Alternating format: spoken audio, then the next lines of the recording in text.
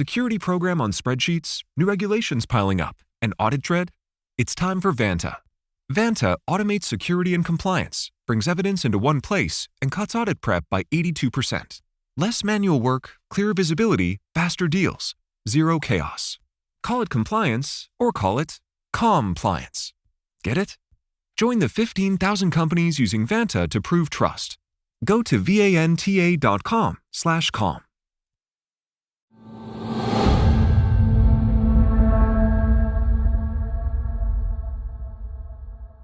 Welcome back to The Exorcist Files, and today we have a special guest, and I think a lot of the fans are really going to appreciate this guest. So I would like to introduce you to the Padre with the Heavenly Cadre, and I believe it's two in your cadre, right? Because Father Martins, as a priest, you get two guardian angels, right? That's what they say, Ryan. Yeah, two. And I could probably take 24 and put them all to work. Well, I'm excited you're here today. We wanted to do a quick little intro. We've got a great episode coming up for you today with Professor Carlos Eire to talk about levitating, bilocating, and exorcising saints. And it's pretty interesting, huh, Father? Oh, it is a fascinating episode. So before we start, though, I wanted to do a segment for our fans that we've done a few times on some of our Q&As called Praise and Haze, and I'm workshopping this. Father, what do you think about the name Winners and Luthers? Winners and Luthers. I like it. You like it? I figured you'd like that, Father. All respect. I love my Lutheran brothers and sisters, but it occurred to me in the gym yesterday, and I thought, what the heck? I will throw that out there. So, Father, you ready? I'm ready. Okay. First note. Listener beware, a review comes in. You will get hooked into the stories, which are so interesting, but then quickly realize after a while you are really being taught Catholicism through these episodes. And the target audience seems to be non-Catholics. This podcast may be entertaining, but for now, it's time to stop listening. That's fascinating. That a Catholic priest who's an exorcist would be talking about Catholicism. It's hard to know what to say about that. I mean, if I were the CEO of Coca-Cola, I would be talking about Coca-Cola. I wouldn't be talking about Pepsi or Dr. Pepper or anything that doesn't belong to my line of products. Well, again, we don't like to pick on people, but these are all public, so y'all can go on our page and review them. We just think it's funny. Here's another one, Father. I'm an ordained reverend in a Protestant denomination, and I'm very grateful for the faith, practice, and witness of the many Catholic voices that have come before and paved the way on spiritual warfare. The show does a great job of mixing entertainment with excellent spiritual education, and in that way is a tool of discipleship that speaks to fans with an ear for the spooky. Thank you, Father Martins. Oh, very nice. Well, you're most welcome, whoever you are out there. And thank you for noticing and for your words of praise. Much appreciated. All right, Father, last one here. This one probably falls under haze, but it's a bit of a gray area. So this isn't dogma, but I'm pretty sure it's teaching. It says, thank you for your ministry and for this apostolate. It has solidified the reality of the darkness of sin in my mind and heart and has helped me immensely in combating my vices and habitual sin. I'm not a huge fan of Ryan, though. Cringe and not funny. So, Father, what are your thoughts on such a heretical statement? Finally, someone who sees things for what they are. Now you know how I feel. Come and rescue me. Come and rescue me from having to hear these things. Well, what can I say? You know, a prophet is only without honor on his own show. That's right. Now, Father, before we start today's episode, Professor Eire talks about some amazing saints and some stories that I had never heard, but I have to ask, as the show's resident relic expert, do you have any relics of any of these saints that were mentioned in today's interview? I know we covered a saint I'd never heard of, Christina the Astonishing. What a name. We covered Sor Maria de Agreda, and we covered St. Joseph Cupertino, which I think I've heard, but only because I think his namesake lives on in Silicon Valley and Apple computers, right? That's right. I have relics of all of the above, except for Mary of Agreda, who is not yet a canonized saint. I have first-class relics, so in other words, relics of the body or some part of the body of all of the above. Joseph Cupertino, Padre Pio, and so forth. Christina the Astonishing. Wow. And Father, have you seen any, I'm assuming since these are first-class relics, anything you could tease the listeners with as far as have you seen any profound works of God done through any of these first-class relics?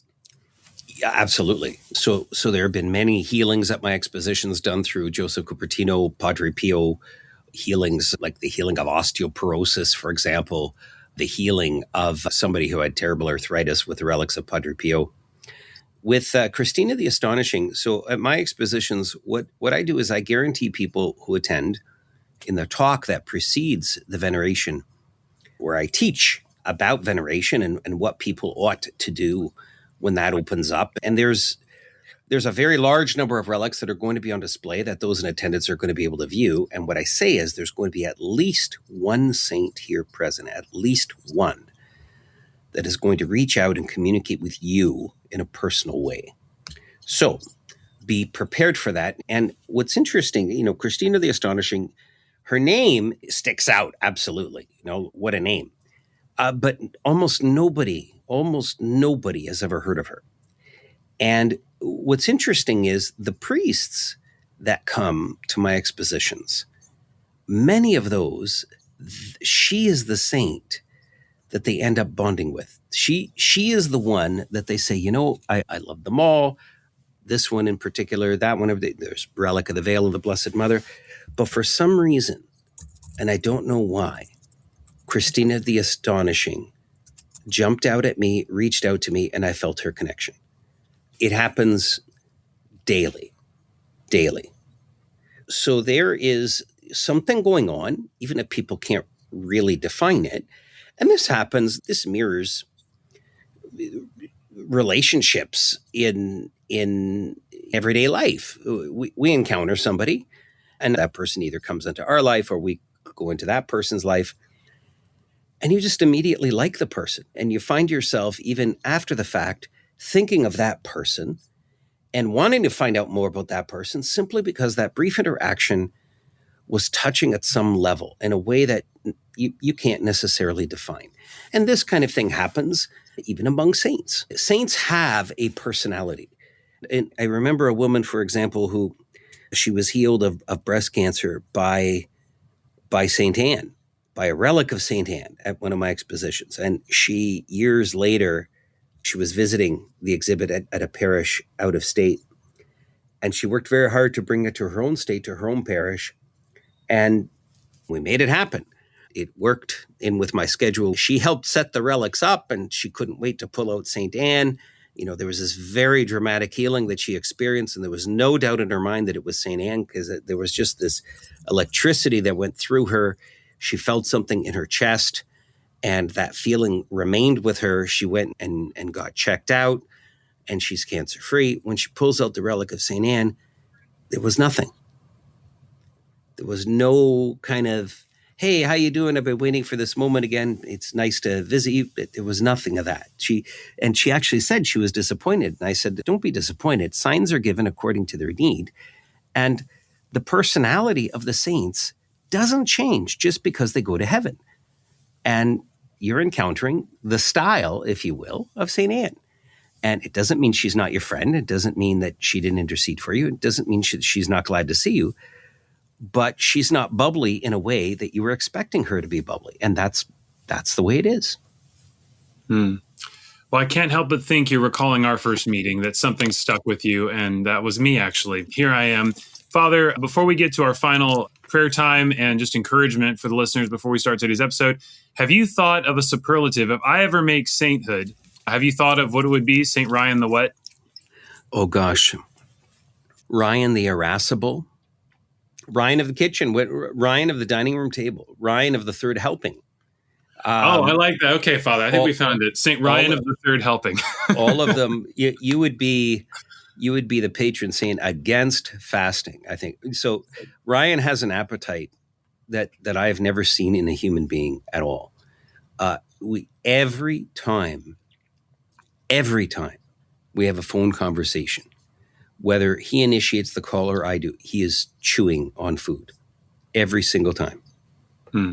Well, It's good someone notices. All right. Well, before we head into our episode, Father, the world is a little crazy right now. And get on a little more of a serious note. We've had a war break out and erupt in the Middle East with the U.S. and Israel engaged in a conflict with Iran, which has spread into some broader surrounding areas. But I just wanted to check in with you, Father. What encouragement do you have? We've had a lot of listeners write in and ask, is this the end times? I'm fearful for what's happening. We have wars and conflicts. And I just, Father, was hoping you could leave us with an encouragement or some sort of reflection on how we can think through the signs of the times right now.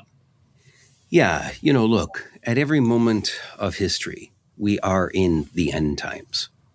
And, this day might be the last day that I'm on earth, might be the last day that you're on earth.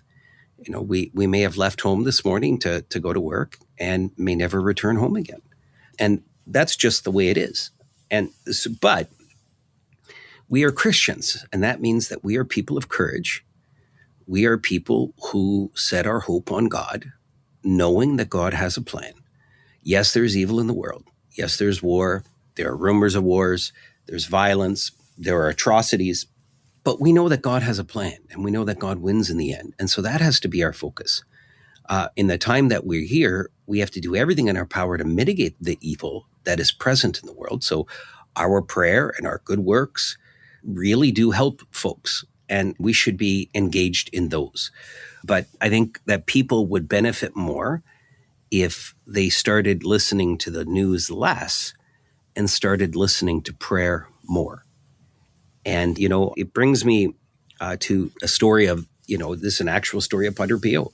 So a friend of mine, his pregnancy was when he was inside his mother. He's a gentleman now over 70 years old, but 70 years ago when his mother was pregnant, the doctors were recommending an abortion because the baby was in a breech position and had X number of detectable issues. The baby is probably going to die anyway, and you're probably going to die giving birth.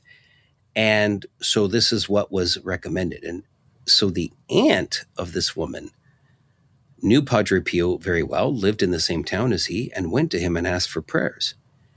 And his response was, your niece should be listening to the doctors less and listening to her prayer beads more and more. In other words, her rosary beads.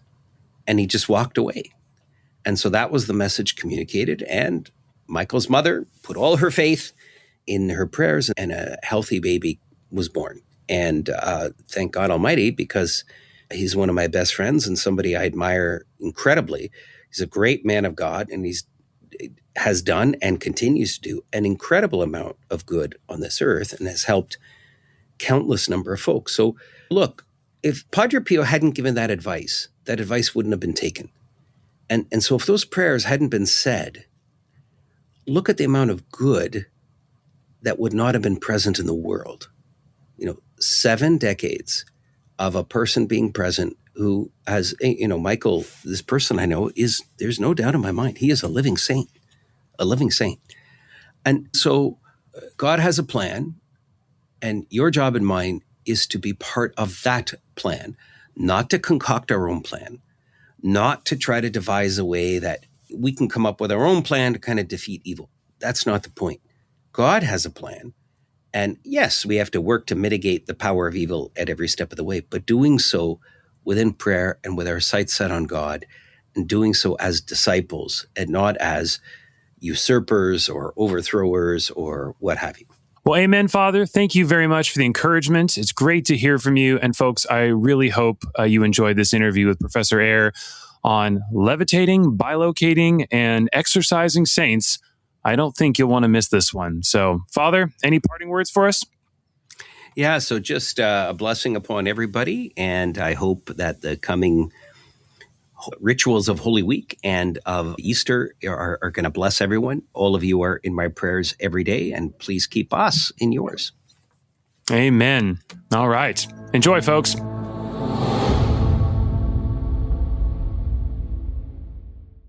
In a world of excess supplementation, one colostrum stood above the rest. It's whole, full fat, high in protein, and ready to fight for your gut health. one beautiful vanilla, chocolate, or strawberry scoop at a time. Okay, so given we just had the Oscars, I figured I'd try this in a movie trailer ad.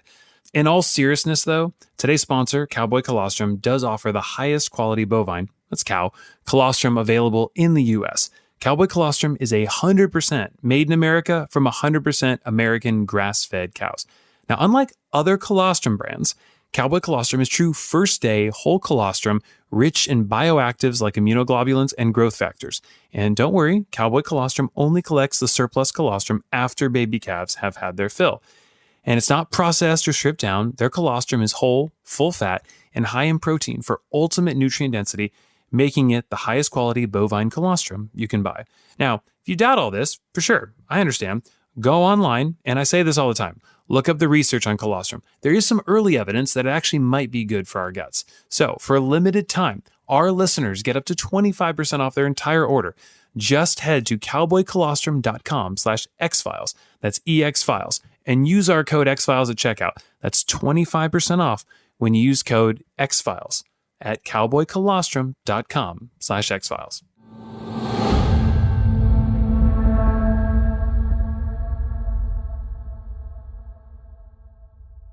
Trees and plants, they just make my heart sing. I mean, God put us originally in a garden.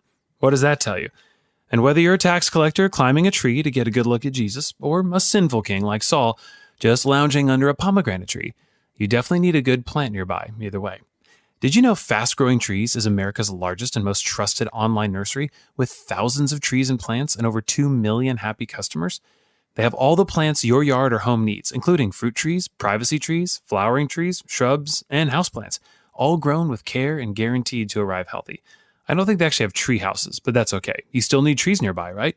Whatever you're looking for, Fast Growing Trees helps you find the options that actually work for your climate, space, and lifestyle. Fast Growing Trees makes it easy to get your dream yard. Just click, order, and grow, and get healthy, thriving plants delivered straight to your door. No visit to the nursery or the garden center required. Their Alive and Thrive guarantee promises that your plants arrive happy and healthy. There's no green thumb required, just quality plants you can count on. And don't you wish we all had an Alive and Thrive guarantee? Plus, get ongoing support from trained plant experts who can help you plan your landscape, choose the right plants, and learn how to care for them every step of the way. Now, spring is here, and it's time to plant. I mean, scripture says there's a season and a time for everything, right? And I just love plants. I find that my proximity to plants just helps so much with my mental health, my well-being, and green is vital. I try to stare at green every day. You actually don't even need a huge yard either to get started on all this. You can grow lemon, avocado, olive, or fig trees indoors, along with a wide variety of houseplants, all grown with care and hand-selected to thrive in your home. So, the experts at Fast Growing Trees, they have literally curated thousands of plants for every climate, so you definitely will find something that works. And with 1,600 varieties of trees and plants, well, I think you'll find what you're looking for. So, right now, they have great deals on spring planting essentials, up to half off on select plants, and listeners to our show get 20% off their first purchase when using the code XFiles at checkout. That's an additional 20% off better plants and better growing at fastgrowingtrees.com using the code XFiles at checkout. So head to fastgrowingtrees.com and use our code XFiles. Now's the perfect time to plant. Let's grow together. Use EXFiles to save today. Offer is valid for a limited time and terms and conditions may apply.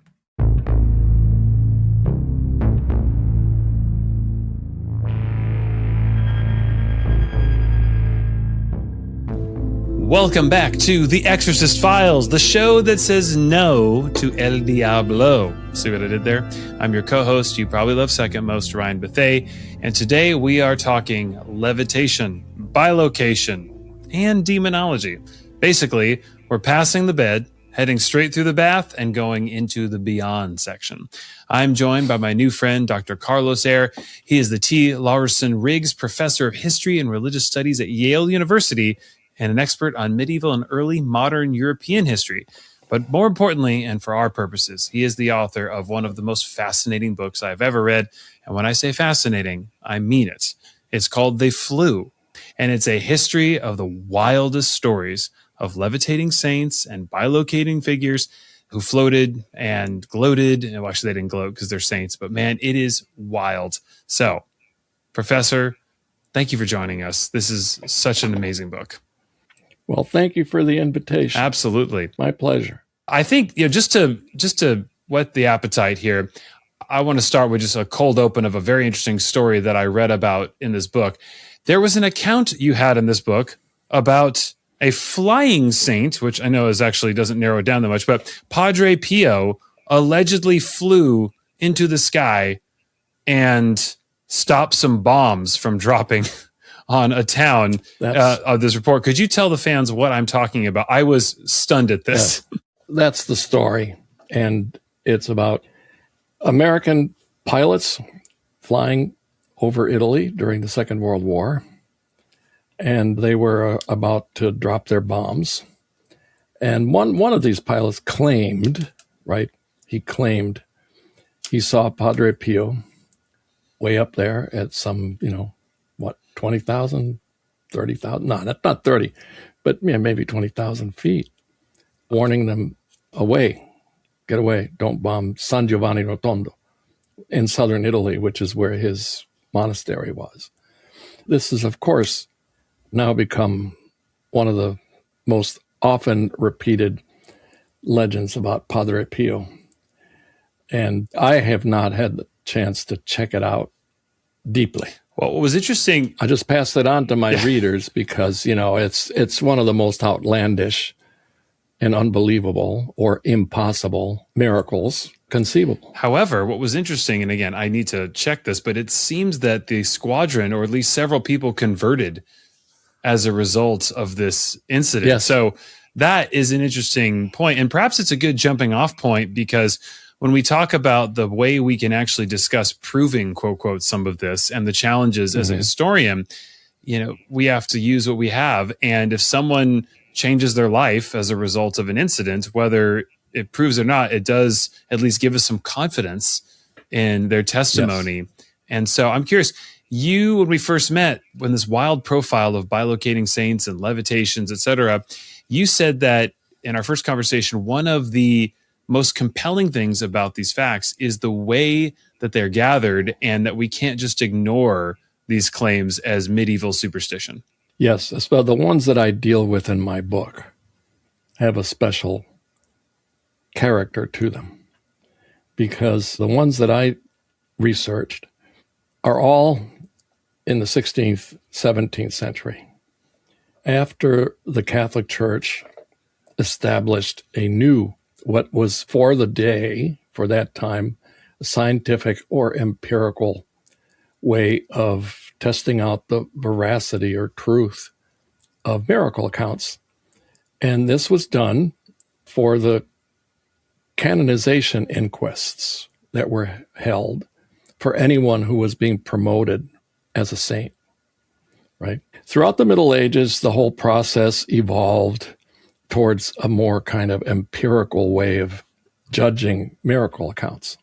But what happened in the 16th century is that the process was set in place that is actually still used today. And the simplest way to explain it is that questionnaires were developed for every case. Questionnaires were circulated. All the people who had known this person come in contact with them, if these witnesses were still alive. And the questionnaires always had a section on miracles. Have you ever seen a miracle associated with this person? And then would go the description of whatever the miracles were.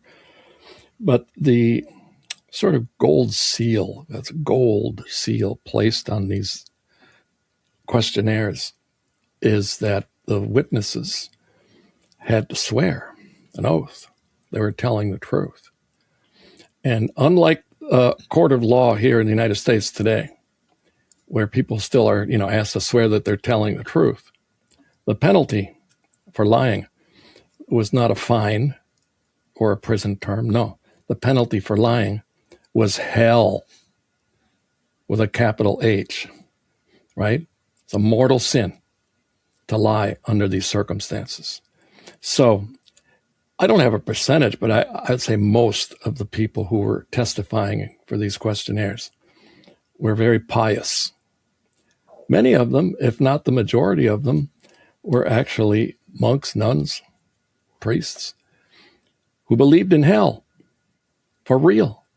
They also believed in purgatory, which meant that, even if they got off with a light sentence, let's put it that way, there would still be some price to pay for lying. So I'm just comparing this to courtroom testimonies, right? Which are taken to be true. And in fact, many people lie in court. And every now and then they get caught. And then they get punished for lying. But in this case, those swearing to be telling the truth are people who believe in that ultimate penalty. Yeah, and they don't seem to have an incentive to, it's also, this is prior to all the merchandise, right? In the pilgrimage, industry, right? I mean, these are people who basically don't have much to gain by lying and have a ton to lose. They don't have anything to gain financially from the canonization of this person. Yeah. So I just look at what the probabilities are that every single one of those testimonies would be a lie. And I say that the probabilities shrink down very, very low. I'm not saying that, it's impossible for anyone to lie under these circumstances. I'm just saying it is so highly unlikely that it makes the testimony very credible. All right. So, Professor, I'd like to start off by just defining some terms here, because there's an entire litany, no pun intended, of incredible manifestations that have happened here. And obviously we're focusing on levitation, bilocation, but there's actually, you talk about quite a few things. So could you, for the person going, what the heck is bilocation? And Sure. Could you help us define some of our terms that we'll be talking about today? Yes, sure. These are physical phenomena that accompany mystical ecstasy. And that's been the case throughout Christian history. And levitation is being able to escape the law of gravity mildly or not so mildly. Most reports of levitations involve a few feet up in the air, but there are some who are reported to go much higher than that, to the tops of trees, for instance, or to actually be able to traverse distances, in other words, flying from point A to point B. Those are rare cases. Most cases involve floating, let's call it that way. It's floating, and sometimes it's accompanied by glowing. The body glows while it's suspended in the air. That's levitation. By the way, it's a term that didn't exist until the 19th century. What did they call it? Well, they say suspended in the air, or some other verb that indicates being floating. It was 19th century spiritualists who coined the term levitation, because for them this was a very important phenomenon. The root word for levitation means lightness, levitas in Latin. So bilocation is someone being seen in two places simultaneously, place A and place B. Quite often, place A and place B are at great distance from each other. And of course, levitation is something that people actually see on the spot. So you've got eyewitnesses who are there in this room or in this space, wherever this happens. Bilocation is a little harder to get evidence for because you need eyewitnesses in both places. And granted, in my time period, there was no instant communication anywhere.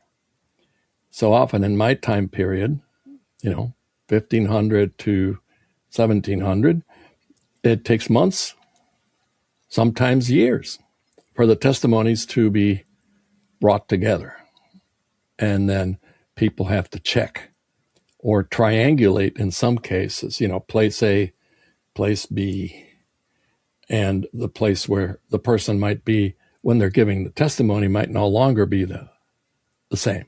And for bilocation, it seems like there are different manifestations of it and some maybe ambiguity around it, because in some sense, it seems like people claim to have seen the same person in two places at once. Mm-hmm. Others, it seems to be more of a teleportation, right? Like they moved instantaneously from one place to another. right? And then get back. They're not simultaneously in both places at once. Well, that's rarer. And actually, the technical term for that is teleportation. Or transvection is another term used for that. And it's that, in the literature about these phenomena, there is that distinction made. Bilocation is not transvection. It's this person being seen simultaneously in two different places. They say ignorance is bliss, but silky smooth pillowcases and masks? Well, that, they say, is Blissey. Now, I talk about sleep all the time. Morning light, exposure, activity, de-stressing, these are all huge helps when it comes to bedtime. But the material you choose to spend 8 hours a night in matters as well. And when you sleep better, everything is better. Silky smooth is a saying you've heard, and it's pretty obvious why. It's comfortable, and it's awesome. For me, it actually helps keep things cool, too, because I sleep very hot. Silk is naturally cooling, and Blissey is breathable, hydrating, hypoallergenic, dermatologist tested, and recommended. We all know that when you sleep weird, or not at all, your skin can look really bad. You feel terrible, and, well, you should do everything you can to try and sleep better. They have a ton of colors and options, and they've sold over 3 million of these. That's a lot of people buying. Now, you want a practical, loved gift? This is perfect for birthdays, bridal showers, anniversaries. I mean, you want a really cool gift idea? Why not get matching sleep masks for that special someone in your life? Now, I actually carry the Blissey sleep mask with me wherever I travel, and it's great. I was in like 7 countries last year, and you know what? Having a sleep mask is a game changer. You never know when you need to just block out the world. But because you're a listener, Blissey is offering 60 nights risk-free, plus an additional 30% off when you shop at blissey.com/xfiles. That's BLISSY.com/EXFiles. And use our code XFiles to get an additional 30% off. Your skin and hair will thank you. Wake up with cleaner skin, smoother hair, and cooler sleep. Use our code EXFiles for an extra 30% off at blissey.com/xfiles.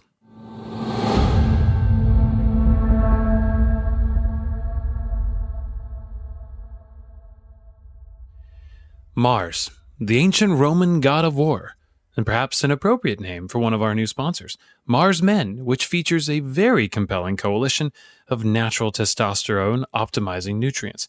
Now look, everyone is talking about testosterone today, and there's a lot more to health than just testosterone. But as a guy, it is a big deal. It is a hormone connected with so many aspects of your health. Today, in our society, testosterone numbers have been getting lower. This has been scientifically established across multiple generations. Capital T, it turns out, is turning into lowercase t. Now, there are a lot of theories as to why. Poor diet, chronic stress, work, and an environment full of toxins and microplastics. There's a lot. So it is important to do what you can to optimize your levels. Good sleep, great diet, community, prayer, exercise. And also, you can think about including some supplementation. Now, Mars Men features 8 natural, clinically dosed ingredients. Tongkat Ali, Shilajit, vitamin D, zinc, boron, and more. Now, it's made in the USA, and it's third-party tested, which matters a lot. And it features a 90-day money-back guarantee, so there's no risk. Worst case, you don't absolutely love it, and you just get your money back. But over 91% of users do report higher energy levels. You can also go buy all these ingredients separately, but that's going to be very expensive, and that's a lot of pills. So Mars Men just makes it really convenient. So for a limited time, if you want to give this a try, our listeners get 50% off for life, plus free shipping and 3 free gifts at mengotomars.com. That's mengotomars.com for 50% off and 3 free gifts when you check out. After you purchase, they will ask you where you heard about them. Please support our show and tell them our show sent you.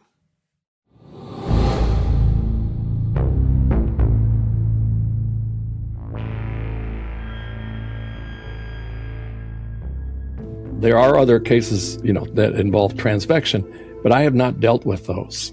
Okay, and then we've got other cases, right, of aromas, mysterious aromas, stigmata, yes, telekinesis, right? Yeah, the list of the physical phenomena of mystical ecstasy. It's a long list. It's a very long list. And there are some of these phenomena are rarer than others. Some, for instance, stigmata, it's very problematic, extremely problematic, because there have been so many cases of individuals faking it. One of the reasons I chose levitation especially, but also bilocation, is that while stage magicians, or illusionists, as they're called nowadays sometimes, do it on stage, you can trick people into thinking that somebody's up, suspended in the air, with cables and stuff. But the cases I'm studying, there was no way to set up cables. And if they had set up cables, everybody would have seen them. And these are people not charging admission for shows either. That's correct. And it's involuntary. That's another important thing. The people who experience these phenomena, the individuals who levitate or bilocate, they're not producing this. They're not willing it. It just happens to them. And they can't predict when it will happen. So it's not in their control, unlike a stage magician who brings out their assistant on stage and says, oh, here, I'm going to pull this board away from my assistant and she's going to stay in the air. No, this is totally different. Absolutely. Well, that's a good jumping off point here to talk about, maybe one of the original queens of levity herself, Saint Teresa. I was shocked at the amount of accounts. And to your point, I mean, she describes firsthand her experiences, and it seems like she doesn't want to leave the ground. She finds it frustrating at various points. And I found that to be so interesting because we tend to fixate on this. And you read some of the stuff in your book, and these saints, or in particular her, it seems that it's like, oh, can we please just stay grounded today? And yes. She's like holding on to objects, like, please, I don't want to go up. Yes. Yeah. And, she finds it, she begs God. She tells us that she begged God to stop it. Well, why would she do this? Well, two reasons primarily. One is her body hurts afterwards. It's a painful experience, especially if you resist it. So you have to ask the question, why would anybody want to resist this? Well, in her day, this called attention to her at a highly charged time and we're talking about Spain in the 1500s with the Inquisition. The Inquisition was constantly bombarded with reports of miracles of this sort, but they were not reports as much as accusations that this was happening, because the Inquisition needed to discern or determine whether this case of levitation, Teresa's, was of divine origin or demonic origin, because this is part and parcel of the phenomenon going back to centuries, to the Middle Ages, was that the devil could also produce this phenomenon. And determining whether the phenomenon came from the devil or from God in Spain in Teresa's day involved the Inquisition. So she didn't want, this was calling attention to her. And here's a third reason that she didn't want this to happen, because the chief virtue sought by nuns and monks is humility. Being humble is so important. And if this calls attention to you and people start coming to gawk at you while you levitate, as happened in the case of Maria de Agreda, another levitating nun that I have in my book, it's not good. It's not good. So Teresa would, as you say, hang on to anything she could not to go up, but she still went up. And she ordered her sisters, her fellow nuns, to hold her down if they could, or to pull her down if she went up too suddenly. And they were always unable to do so. So talk about being lifted on high. Yeah. I want to transition a little bit over to, I do want to talk a little about the Inquisition. The fact that they took it so seriously, their task to discern between diabolical and actual legitimate manifestations of the spirit, does that point towards how widespread the belief and experience of these preternatural phenomena were, that they actually had to have a, because we view it as maybe a more superstitious period, but they literally are sending their finest minds and confessors to actually try and investigate all this stuff because it's that big a deal, right? Right. Well, the Inquisition handled any and all cases involving any kind of religious deviancy, right? And there had to be a religious component to it. If, let's say, a wife accused her husband of sexually abusing her or sexually abusing a neighbor. No, the Inquisition wouldn't handle that. There was no religious dimension. Inquisition handled all cases of religious deviancy, including speech control, what people said, blaspheming. You'd be brought in, heresy, teaching falsely. But it also focused on these convents and monasteries where there were so many people who were searching for holiness, for close contact with God. And this goes way, way back to the beginnings of monasticism, that the devil is always involved in monasteries and convents, trying to prevent people from actually becoming genuinely holy or coming close to God. And actually, the holier you become, so goes the formula, the more likely it is that the devil is going to get involved in trying to derail you on the path to the divine. So, in the 16th century, the devil was not a metaphor anywhere in Christendom. The devil was real. And in Catholic countries, Catholic cultures and societies, the devil always hovered very closely over monks and nuns or anyone who was seeking to be a good person, a holy person. So in Spain, in the 16th century, it's one of these situations, let's call it a perfect storm. The number of men and women, mostly monks and nuns, who are having these mystical experiences of closeness to God that involve these physical phenomena. So the Inquisition has to get involved. And the purpose of the Inquisition coming after people is not to condemn and actually, execute them or torture them. No, it's to put them on the right path, to help them convert to the right path, if in fact something is wrong. So Teresa begged God to stop this. And she says in her autobiography that these levitations stopped. But later, she says in a letter, they've returned. So towards the end of her life, she started levitating again. And what I was very fascinated by too is that so many of the famous saints, and perhaps this is why, but the number of familiar names, especially for someone who didn't grow up Catholic. I mean, I recognize Saint Anthony of Padua, Saint Francis, right? It seems like a lot of your favorite saints seem to have some experience with some wild phenomena that are happening.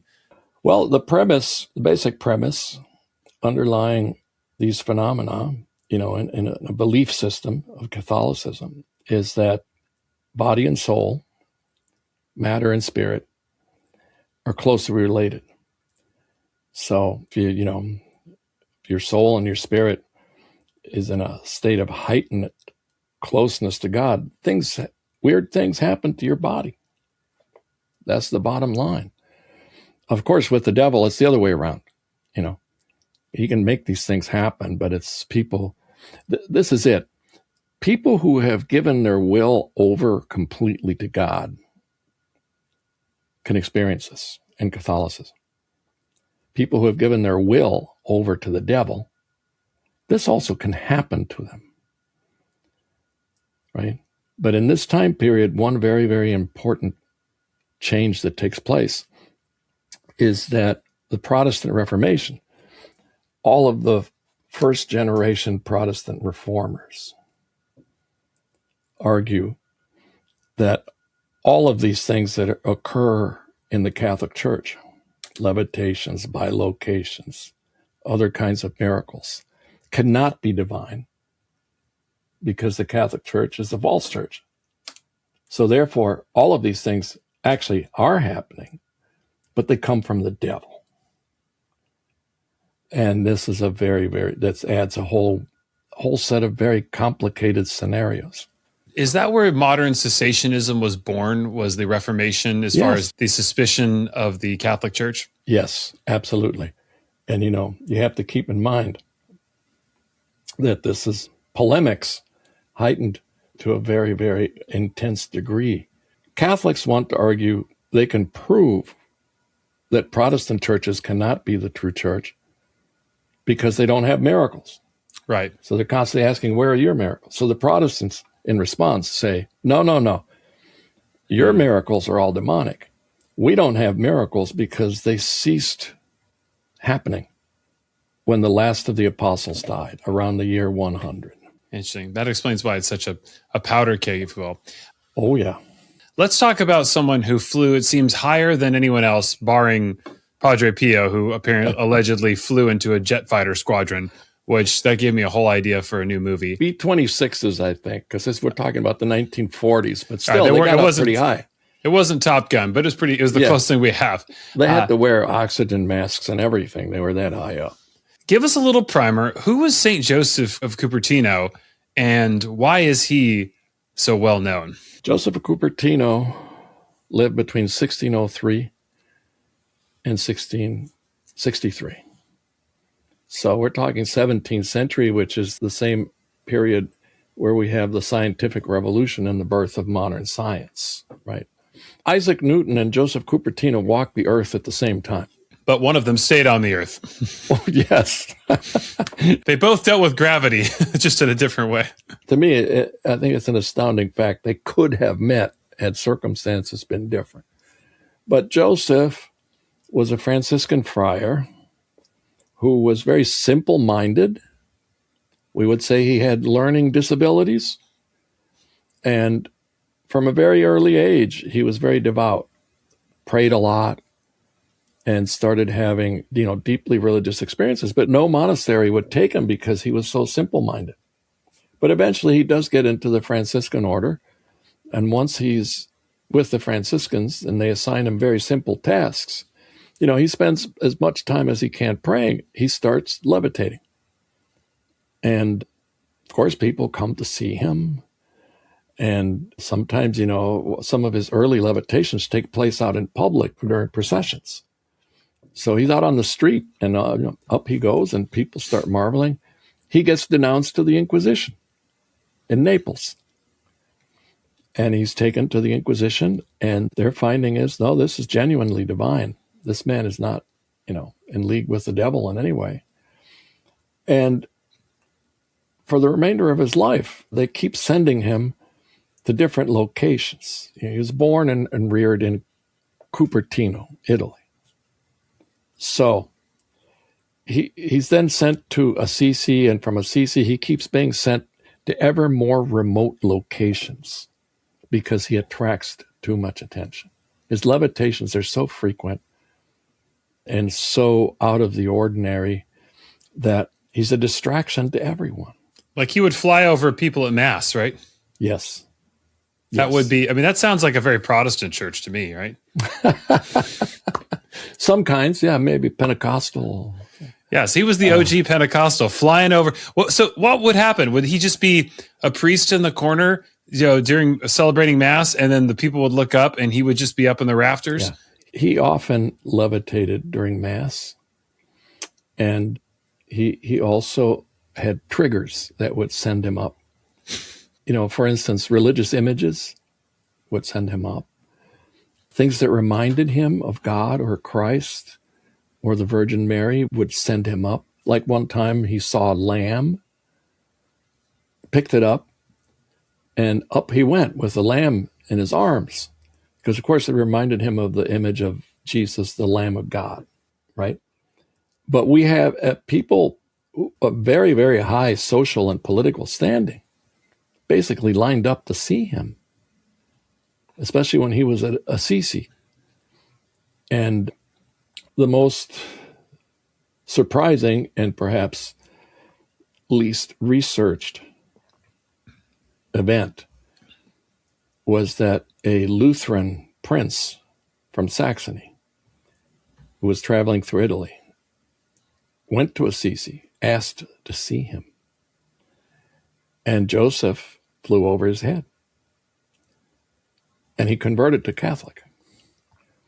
But there's basically nothing written about this. I searched. There's practically no scholarship on this event, although there are definite mentions of it in histories from the 17th century. I'm curious, as someone who has studied so much, obviously knows so much theology and has studied the Reformation and the Christian church, do you find it interesting? When do we start seeing these levitations? And it's interesting because we see obviously the stigmata in the sense of we see Christ wounds, right? We have at least allusions to bilocation or potentially, teleportation with or transvection with Philip, right? Philip, and yes, and the Acts of the Apostles. Yes. And maybe Elijah, you could even make a case for running really fast, but maybe he outran his transvection. But levitation, it's interesting. Maybe Paul could have theoretically been taken up in one way. That's the only thing I could think of. But we don't really see that in the Apostles. Do you find that curious? Yes, I do. It's not a theme or an event mentioned in the New Testament.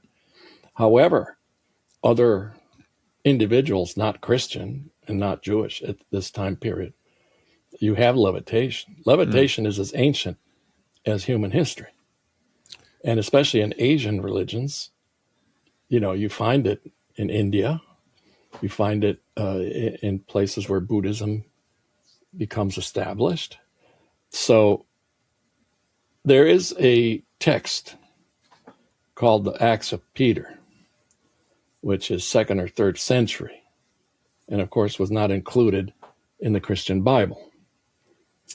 But it tells the story of a non-Christian magician or magi, Simon Magus, Simon the magician, who is mentioned in the Acts of the Apostles. He's the one who tried to buy power, right? Yes, yep. And he was sent packing. But the Acts of Peter tells the story of what happened after that moment. And Simon levitates, and through levitation especially, he tries to get people to believe that he, Simon, is the real Messiah. Right? So Peter and Simon have a showdown in Rome, where Simon levitates and Peter starts praying really, really hard. And Simon comes crashing down. Wow. And he breaks a few bones, but then even worse, the crowd is so disappointed in his fall that they attack him and beat him mercilessly. So it's a very strange story. Wow. So in other words, there were people at the time that the New Testament, the story, the same time period that we find in the New Testament, there are men and women levitating all over the place. We have these reports that just don't happen to be Christian. Do they typically accompany intense meditation or prayer? Do we find any commonalities in where these express or how this happens? Definitely. In Asian religions, yes. In Christian history, yes. I often say that in Christian history, as well as in Buddhist and in Hindu history, many of these levitators, if not the vast majority, are people who spend their lifetime like Olympic athletes. They're not training for this specifically, but they train their bodies to be different through constant prayer, through fasting, right? They are in a completely different state when it comes to the spiritual and physical dimensions of their selves. So it's no mystery to me that this is a rare phenomenon and that most of the cases that end up being reported through history are people who have spent their time on Earth, or a large part of it, trying to get to a higher reality, literally, Yeah, as well as figuratively. Sorry, I'm just going to keep rattling off saying, because the book is phenomenal. There's just so many accounts. I only have you for a limited time, and I'm just learning about all these people I never knew about. There's another one, Sor Maria of Agreda. Did I pronounce that correctly? Right. Yes. Yes. Her accounts, absolutely fascinating, but she didn't struggle with gravity as much as she struggled, like many of us, to just stay in one place. Absolutely. Yes. She actually developed a deep and rich friendship with, was it Philip IV? Yes, King Philip IV of Spain. which I found so interesting, that you could find a connection between these supernatural preternatural occurrences and how it influenced the leadership and the people of the time. But first off, can you give us a little primer on who was Sister Maria, and why is she so well known? And then what are some of the crazy accounts about her that you document in the book? Yeah, well, Maria de Agreda lived about exactly the same time as Joseph of Cupertino, give or take a few years at either end of their lifetime. So they overlap perfectly. And unlike Joseph of Cupertino, she was no dyslexic or mentally challenged person. She was very, very bright. She read a lot. She came from a very remote corner, northeast corner of Spain, very remote. Agreda is very small. So the number of books she could read was very limited, but she did read a lot. And we know that from other things that she's written. But she, at a very early age, started, like Joseph, levitating. And it was also during her levitations that she began to experience bilocation, which goes something like this. There were at least, according to her, over 500 times that while never leaving her convent in Agreda, she found herself among the Humano peoples in present-day Texas over 500 times. And she did something that no woman could do at that time, which was to evangelize these natives, right? To be as a missionary and to teach them about Christ. And it's very complicated how this story finally, the accounts of her being in both of these places at the same time, how these stories came together. But the fact is that while she was levitating in ecstasy, again, this is a side effect, she would find herself in North America. And it took years for, as I said before, for the accounts, place A, place B, how did people, it all came together eventually. And her bilocations actually took place during the earlier part of her life and then seemed to have ceased. But what she actually accomplished, according to the missionaries, the Franciscan missionaries in what was then New Mexico, it's right between the New Mexico-Texas border. So the men who were there started to get visits from these humanos saying, please baptize us. We'd want to be Christians. We want to be Christians. Baptize us. And they say, well, we can't baptize you. We haven't taught you anything yet. And they would say, well, this lady comes to talk to us about it. We know all about Jesus and Mary and the church and everything. So eventually, they do get baptized. King Philip IV of Spain, who at that time was arguably the most powerful monarch in the world, and certainly, without doubt, the richest, he hears about her. He goes out of his way to visit her. On his way to the front, Spain was at war with France at the time. And they established a relationship, and they wrote over 300 letters to each other. And he would seek her advice. And of course, he supported her. She was also investigated by the Inquisition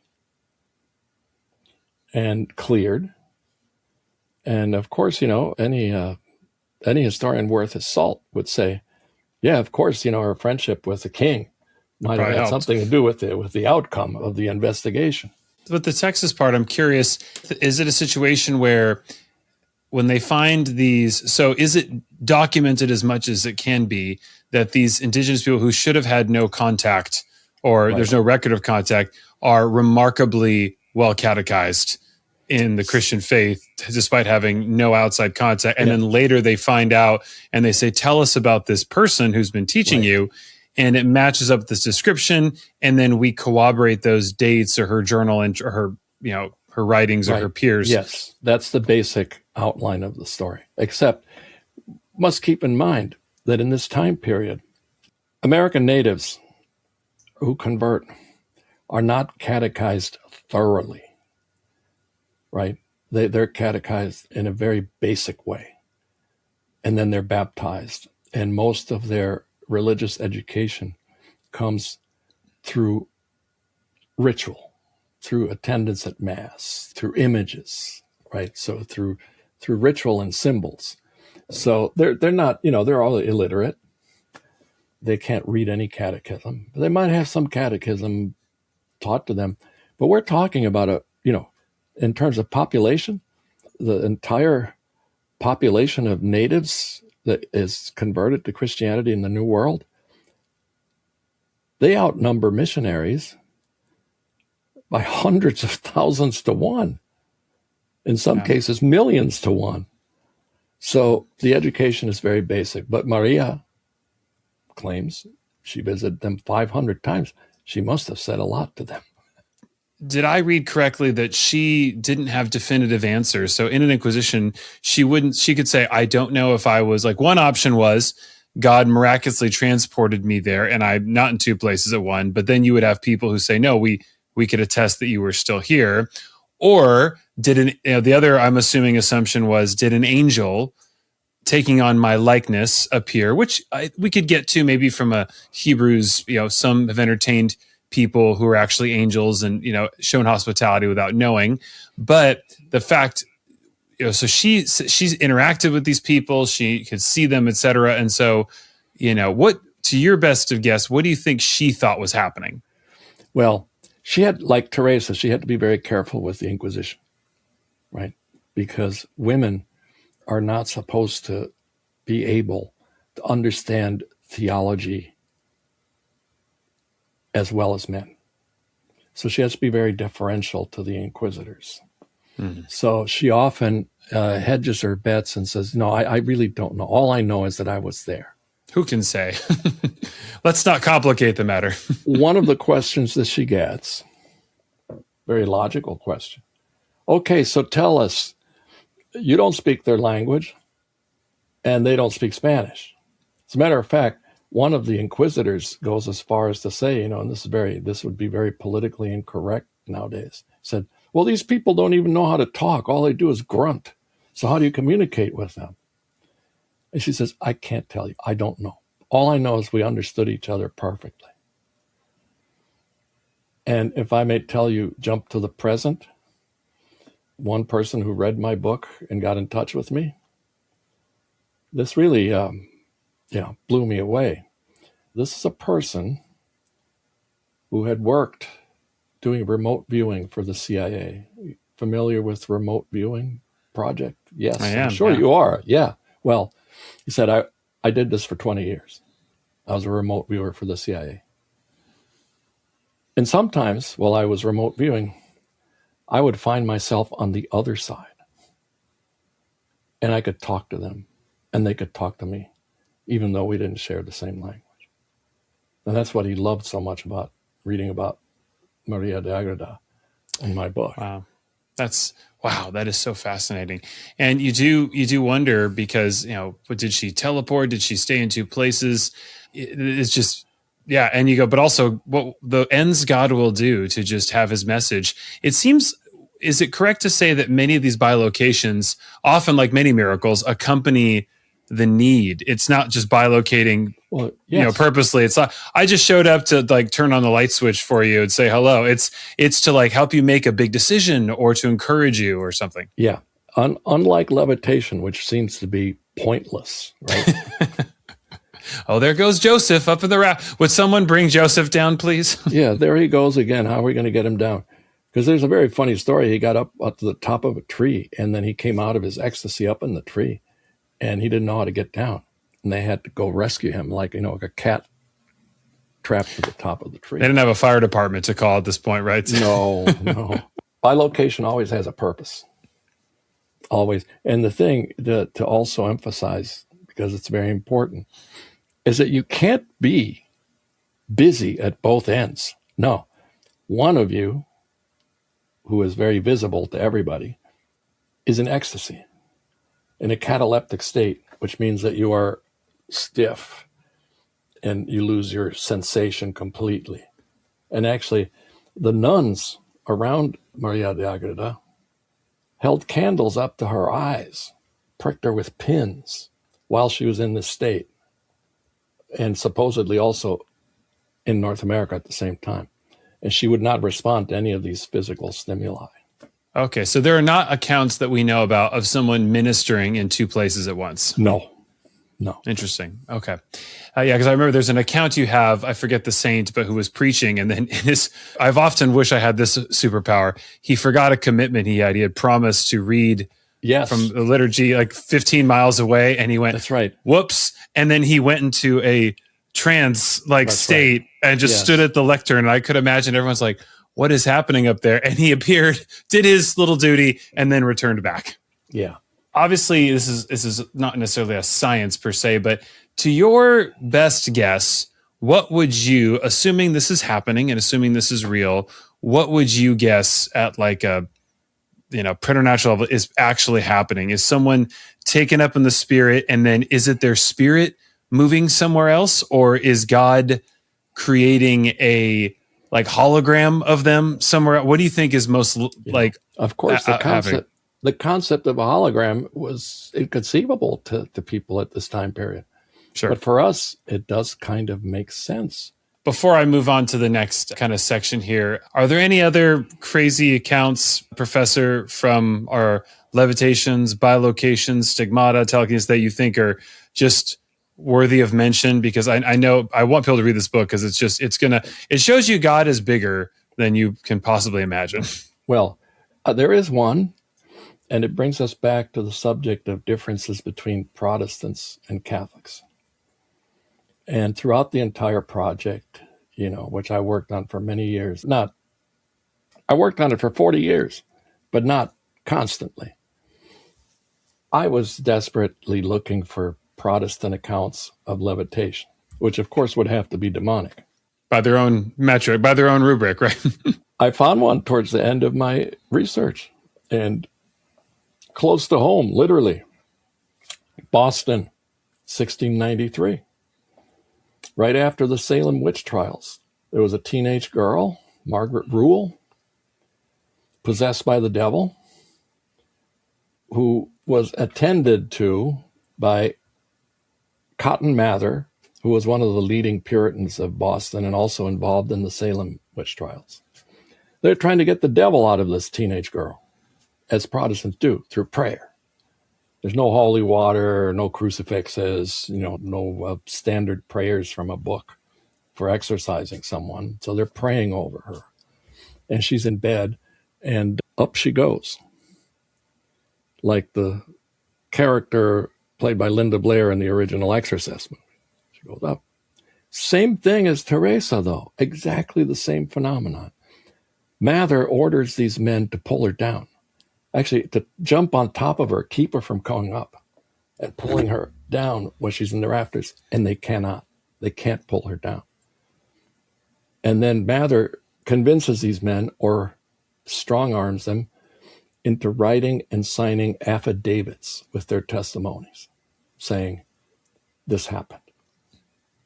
And we're talking 1693 Boston. So if you're just comparing the two phenomena, Teresa in 16th century Avila and Margaret Rule in 1693 Boston, exactly the same thing is happening. At least the description is exactly the same thing. To be fair to Protestants, even if there were accounts of bilocation and levitation, there would be a larger bias to not report them because the belief of the day was that these occurrences were all demonic, right? That's right. Correct. Okay. Although the great American Protestant theologian and preacher Jonathan Edwards and his wife, they have passages about their own spiritual experiences that hint at possibly being off the ground, especially his wife. And these passages are amazing and surprising for 18th century American Calvinist Protestants. Yeah, sinners in the hand of an angry God. Oh, right? My God, yes. Yeah, that's... he regretted saying that. He regretted later in life the effect that this sermon, Sinners in the Hand of an Angry God, had on his congregation. That's interesting. I didn't know that. Oh, There were some serious, we would call them, mental health crises after the sermon.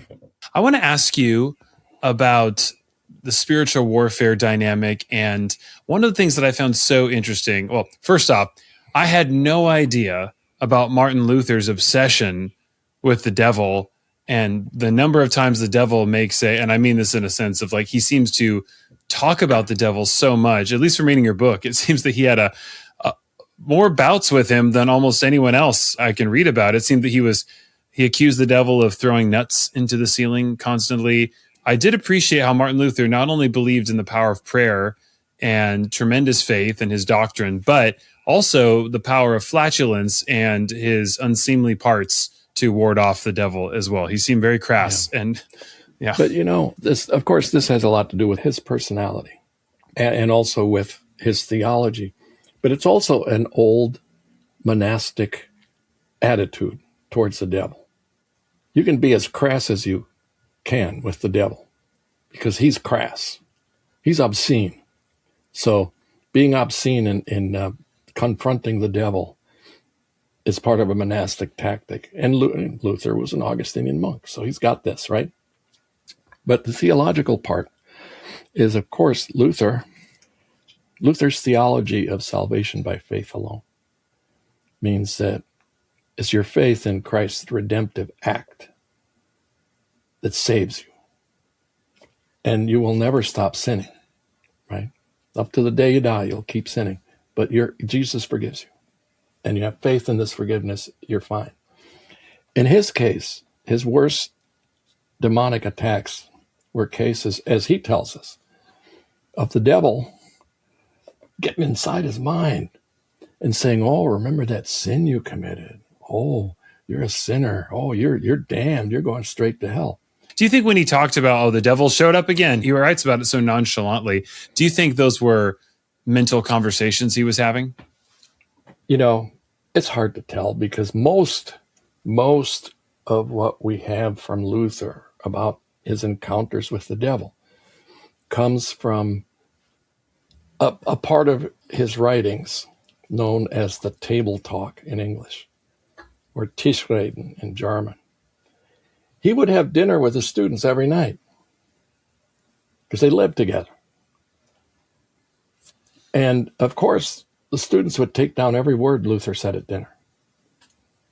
So he was you don't find these in sermons. Right. He's being informal with his students and he's telling them all these stories, but he's earnest because it matches the rest of whatever he has to say about the devil in his formal theological writings or in others of his sermons, not as raunchy, right? Yeah. And Luther loved to drink at dinner because it was not a sin anymore. I mean, salvation by faith alone, one of his students who was very depressed, Luther wrote a letter to him. And this is in Luther's works in English in the American edition. Anyone can read it. He wrote this letter to Jerome Veller where he says, next time you feel depressed and the devil is tempting you to despair about your sins, he says, just drink a little more. Get happy. And also, if it gets really bad, just commit some little sin and tell him, I'm not going to hell. Christ saves me. Exactly the same thing he says in his table talk. That's in the writing somewhere? Yes, that's his letter to Jerome Veller, Weller. Okay, I'll have to link to that. It's online. You could just Google letter to Jerome Veller or Weller. That's wild. It's there, the full text. Wild. So help us understand at this time period when all this bilocating and levitation stuff are happening, the devil has always been a reality. Like the New Testament, we see exorcism and deliverance all over the place. But it seems that things really start to coalesce around the time of kind of the period you're researching. And we see what I found so interesting was this parallel between the Enlightenment and like all these new scientific fields are emerging, and yet we see suddenly, instead of like the diabolical disappearing, we see this rise of demonology, which seems so interesting. So paint us a picture, around this period of these saints, etc. How real is the devil? How much do people think about this? And what's kind of the climate for, like, is the devil behind everything bad that happens? Or what was kind of the position of that? All right. While there are some individuals who are in the process of turning the devil into a metaphor at exactly the same time, we're talking 16th, 17th century. The very same time that, skepticism about the reality of the devil is beginning to show up with a few people.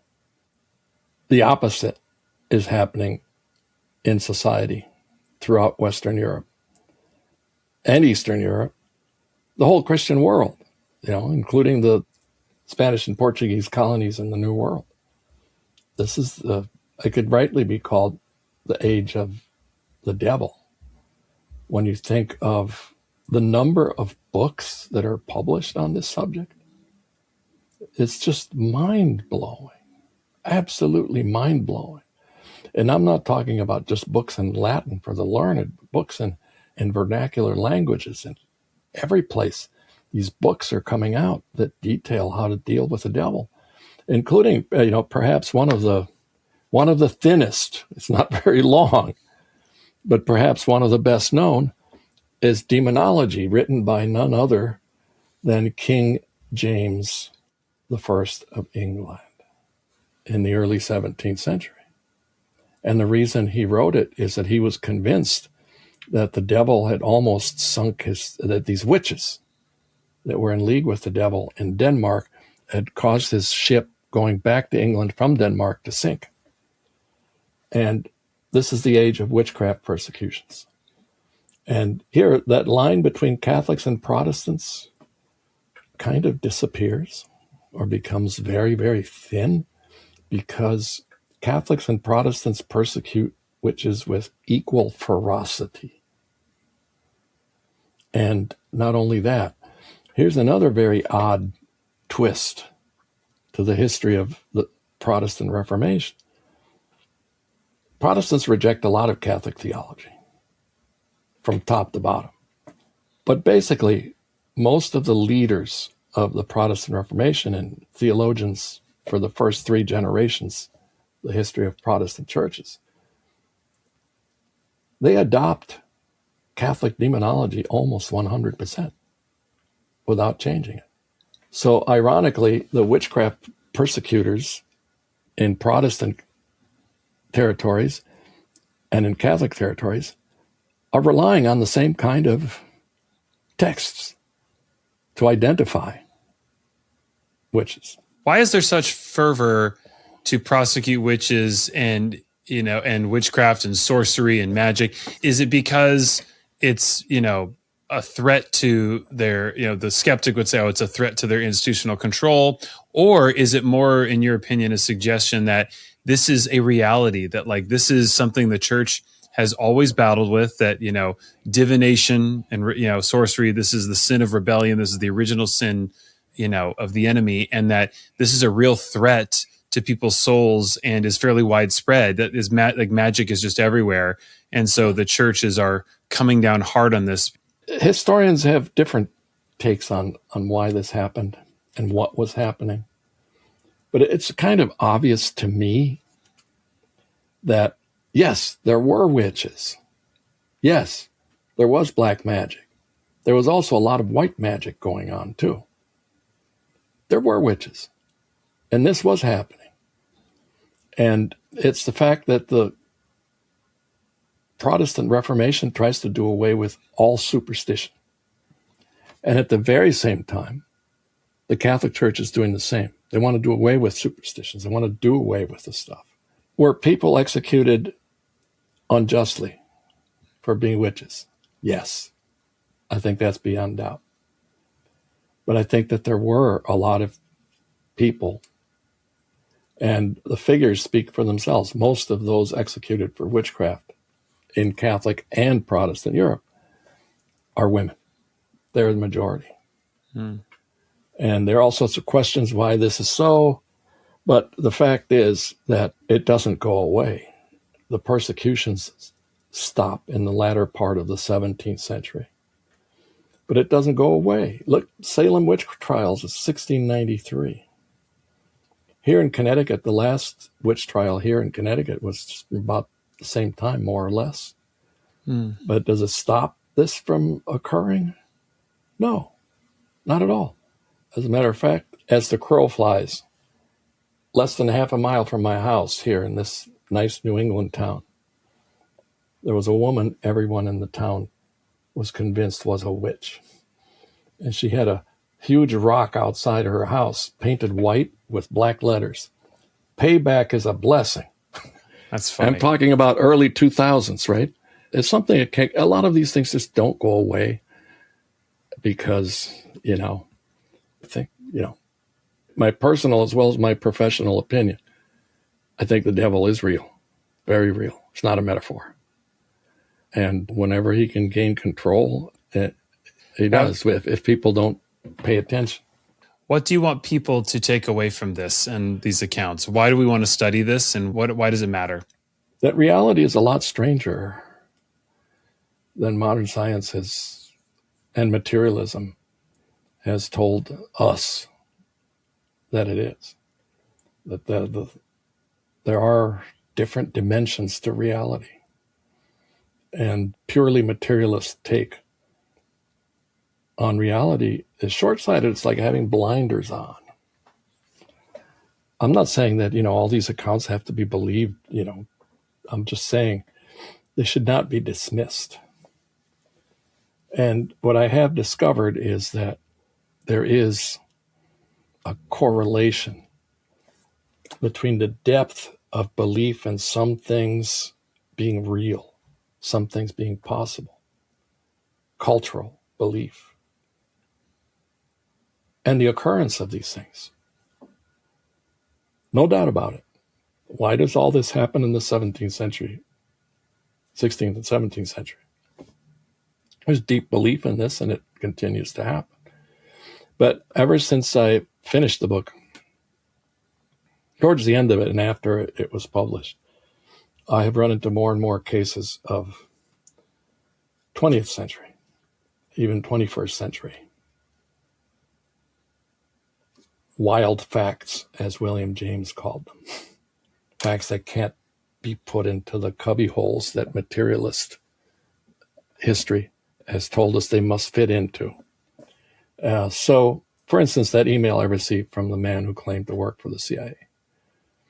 And I'm just astounded, that it's only a very, very small number of people who know about this remote viewing project. And yet the CIA went on for over 20 years carrying this out. And on the other side, the Russians, KGB, were doing the same thing. And this is the height of the Cold War. So there's more, well, as Shakespeare says, many more things than one can imagine.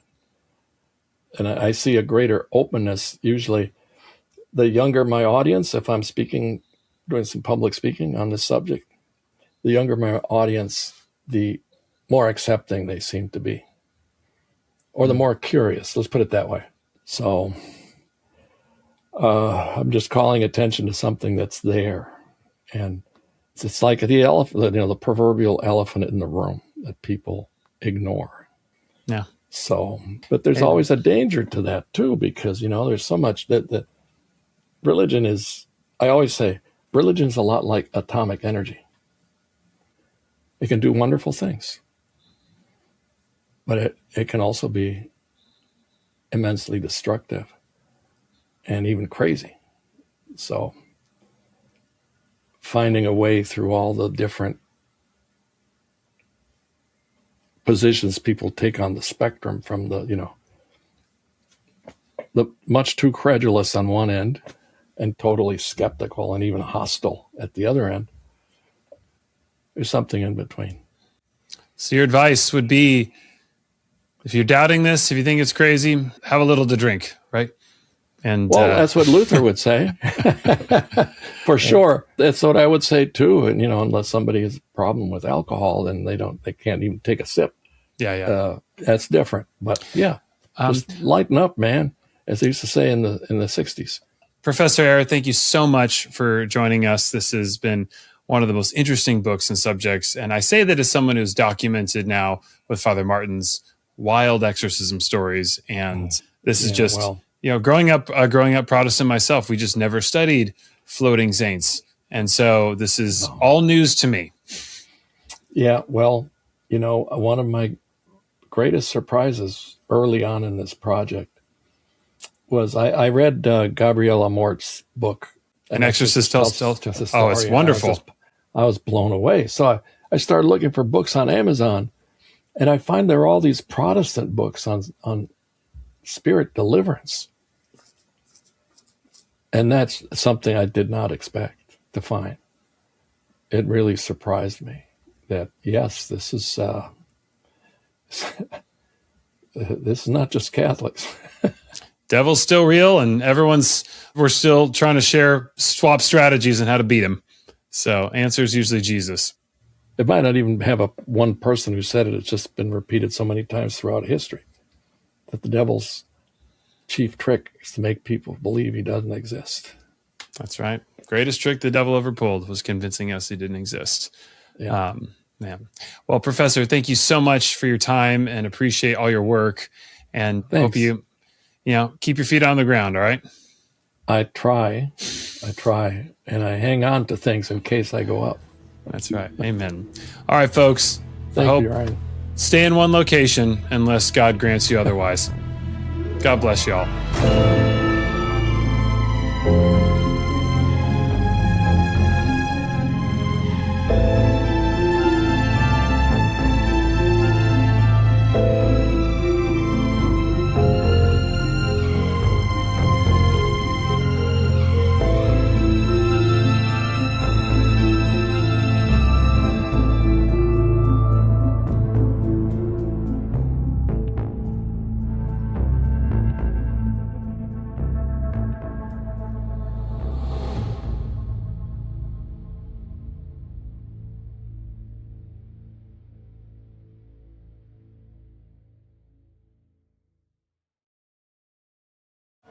When you run a business, there are a lot of boxes to check. Let's see. Payroll? Check. Inventory? Check. Insurance? Well, good thing Simply Business makes getting small business insurance fast and easy. Just answer a few questions, review your quotes, and get covered in under 10 minutes, all online. It's that simple. Check insurance off your list at simplybusiness.com.